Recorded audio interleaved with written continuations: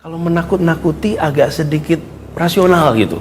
Tapi kalau ini tuh agak kelewatan. Dan saya mau katakan, gini dah, lihat kemarin ketika di Jakarta. Anies Baswedan itu jago mengelola kata, bukan jago mengelola kota.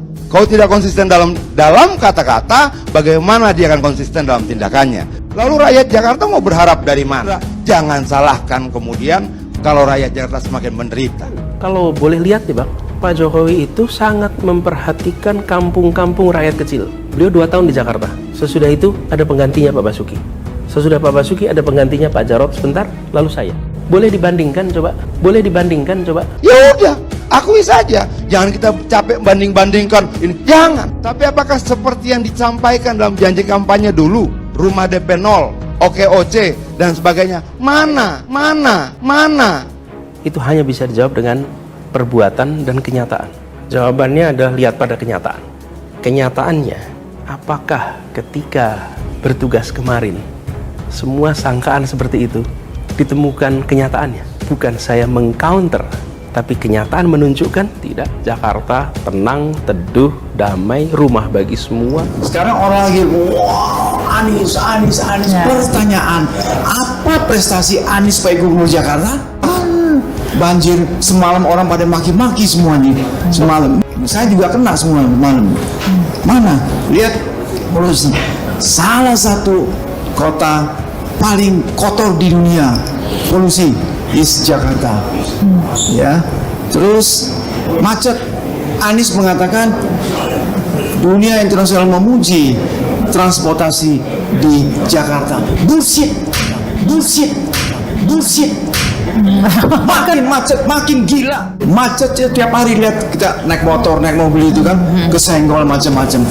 Yang mau saya ungkapkan kekecewaan saya malam ini tidak terkait dalam posisi dukung-mendukung dan lain sebagainya, tapi ada kekecewaan saya merasa sedih ketika melihat video-video bertebaran Pak Anies menyatakan maju menjadi calon presiden. Kemudian di berbagai media sosial saya lihat para pendukung Pak Anies kian brutal, sering menghina berbagai tokoh nasional, bahkan hingga Pak Presiden Joko Widodo.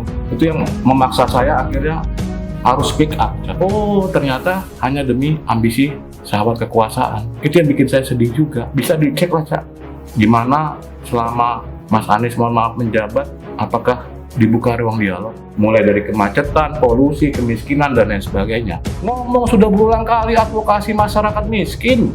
Nggak pernah ada yang berhasil dihandling oleh Mas Anies Baswedan selaku Gubernur DKI Jakarta.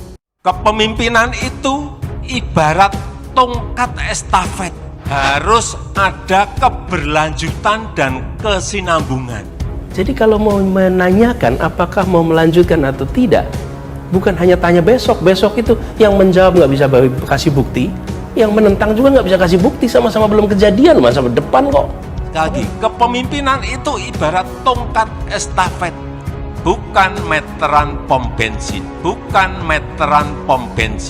Kalau meteran pom bensin itu, Pak, dimulai dari nol ya, sama ditunjukkan ini.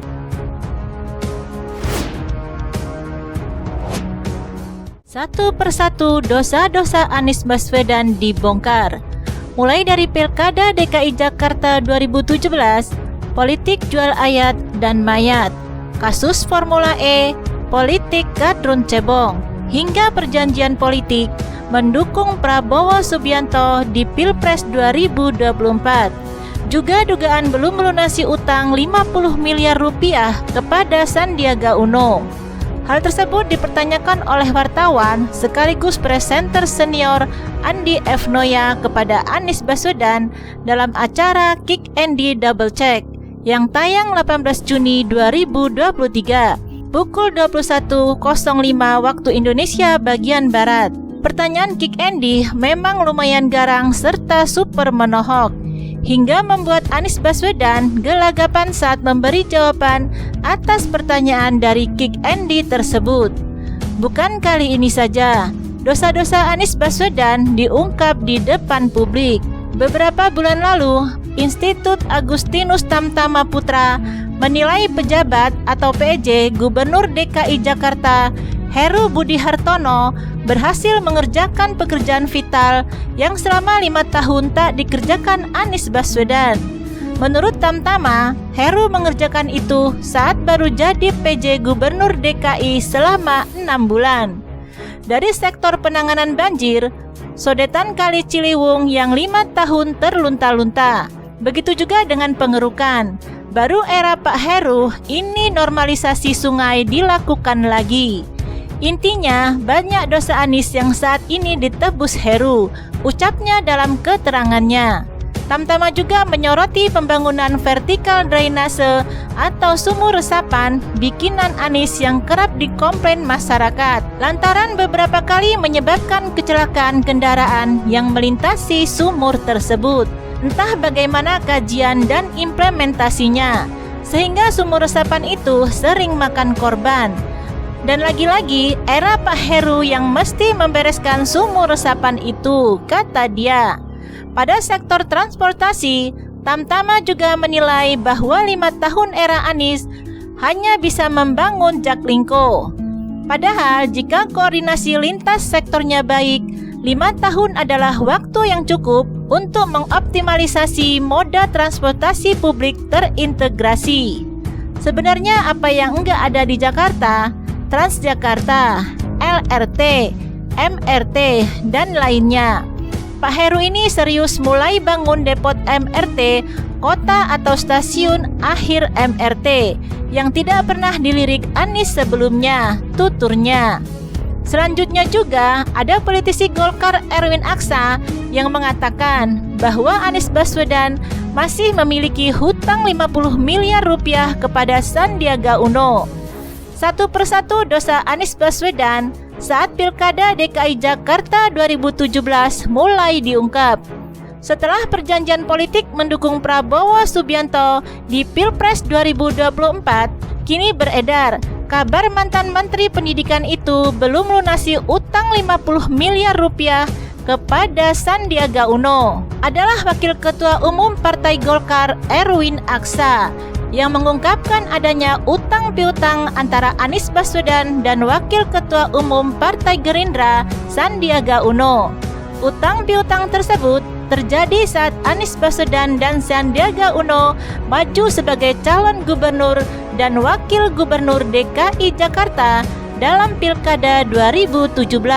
Erwin Aksa menyampaikan hal itu saat menjadi bintang tamu di Siniar Akbar Faisal Uncensored. Awalnya, Erwin Aksa berbicara soal perjanjian politik antara Sandiaga Uno, Anies Baswedan, dan Ketua Umum Gerindra Prabowo Subianto. Ia mengatakan, perjanjian tersebut ada di kuasa hukum Sandiaga Uno kala itu, Rikrik Rizkiana. Selain perjanjian politik, ada juga perjanjian utang piutang antara Anies Baswedan dan Sandiaga Uno. Menurut Erwin Aksa, kala itu logistik pasangan Anies Baswedan Sandiaga Uno cukup sulit. Hal itu dapat terpenuhi berkat Sandiaga Uno yang memiliki banyak saham dan likuiditas bagus. Waktu itu, Pilkada DKI 2017 logistik susah. Yang punya logistik kan Sandi. Sandi punya banyak saham, likuiditas bagus, dan sebagainya, ujar Erwin Aksa. Jadi ada perjanjian satu lagi, yang saya kira ada di Pak Rikrik itu, tambah Erwin Aksa. Berangkat dari hal itu, lanjut Erwin Aksa, Sandiaga Uno kemudian memberikan pinjaman kepada Anies Baswedan.